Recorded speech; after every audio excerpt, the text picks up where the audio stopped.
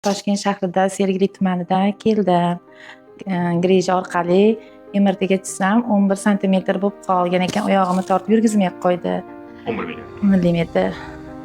Keyin Toshkent shahridagi xususiy больницаlarda yotdim. Ukol oldim, dori oldim, ta'sir qilmadi. Keyin blokada oldim, blokada ham ta'sir qilmadi.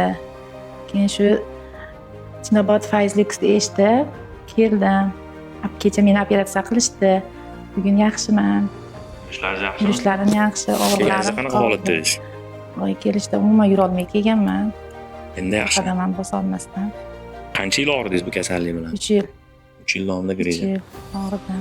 Endi hozir yaxshiman. Yaxshimisiz? Ha, yaxshi. Operatsiyalar yaxshi o'tdimi? Zo'r o'tdi. Oyoqlarimda og'riq qoldi, faqat oyog'im tortirdi. Oyog'im 1 metr ham yurolmayapti turuvdim-da. O'xshab og'riyotgan Shu yerga kelishsin, shifo topsin. Shu yerda yaxshi bo'ldim. Mana bormagan joyim qolmadi. Vrachlaringizga rahmat. Hammasi kelishimga oyog'im yig'lab keldim. Oyog'im tortdi, bir qadam ham yurolmay, hammasi kelib har tomonimdan dori-ukollar qilib tinchlantirishdi. Operatsiya yaxshi o'tdi. Rahmat katta.